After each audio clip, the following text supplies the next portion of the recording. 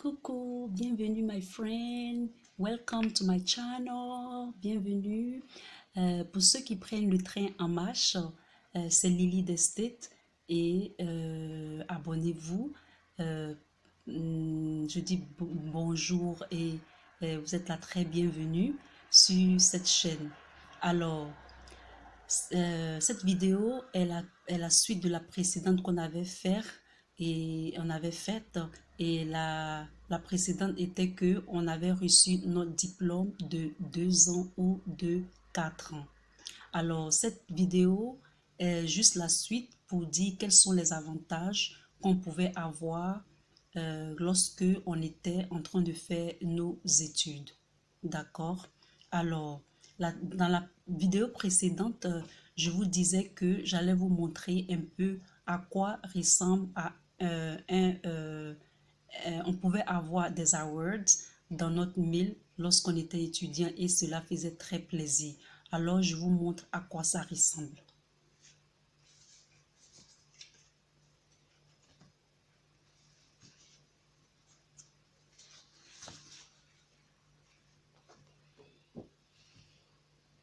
Voilà à quoi ressemble un award. Lorsqu'on travaille très bien, vous recevez ce genre de document dans votre mail et ça fait très plaisir.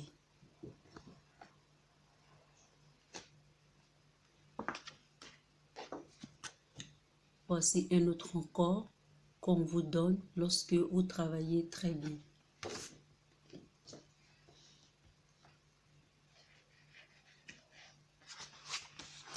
Et ceci se donne presque tous les semestres, c'est-à-dire tous les semestres que vous faites, c'est-à-dire on vous donne ça au spring, au summer, au fall. Donc tous les semestres, c'est-à-dire chaque 4 mois, on vous envoie, vous passez vos classes et on vous envoie ce genre de documents.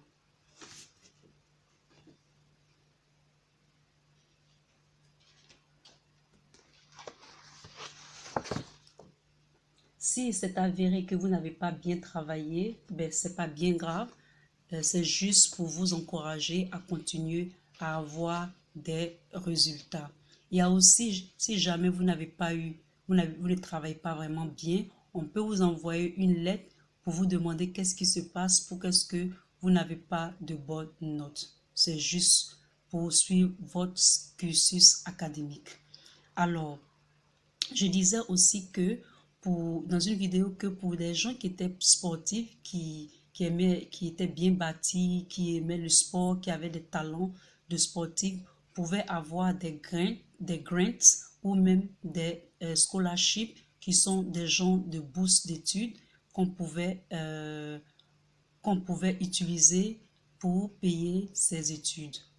Donc, ces scholarships, souvent, il faut aller dans les bibliothèques et il y a des livres qui sortent chaque année où il y a des fondations, il y a des compagnies qui mettent à la disposition des gens, c'est-à-dire des élèves, des étudiants, un certain caractéristique c'est-à-dire certaines caractéristiques de bourse que les élèves peuvent avoir. Alors, si vous rentrez, quand vous écrivez, souvent, ils demandent des lettres ou bien ils demandent des essais. Si vous écrivez ces essais-là et que votre essai tape plus à l'œil, vous pouvez recevoir cet argent que vous pouvez prendre pour payer votre tuition, c'est-à-dire vous allez payer votre année, votre semestre avec. Et à chaque fois que vous le faites et que vous êtes retenu, vous pouvez avoir cet argent pour payer vos études. Et souvent, vous pouvez avoir un full scholarship, toute votre cursus scolaire, parce que vous rentrez dans le critère ou même que vous êtes un bon sportif. Alors, il faut savoir que après qu'on nous ait donné le diplôme, d'accord, après qu'on nous ait donné le diplôme, il fallait passer un genre de permis que on appelle le license. Le license est un permis qui est je peux dire qui est régulé ou bien régularisé. Mais je peux dire qui est fait, c'est-à-dire un permis standard qui est fait par l'État et qui permet aux élèves, aux nouveaux diplômés d'exercer leur métier. Et c'est spécifique à chaque État, mais qui est standardisé pour tous les États. D'accord? Alors, par exemple, pour quelqu'un, un CPA, pour un CPA, c'est-à-dire un expert comptable, il passe ce qu'on appelle un CPA, c'est-à-dire un CPA, il passe un genre de permis euh, pour pouvoir exercer son métier d'expert comptable. Et on passe l'NCLEX, d'accord? L'NCLEX, c'est un genre d'examen qu'il faut passer après qu'on vous ait donné votre diplôme pour les infirmières.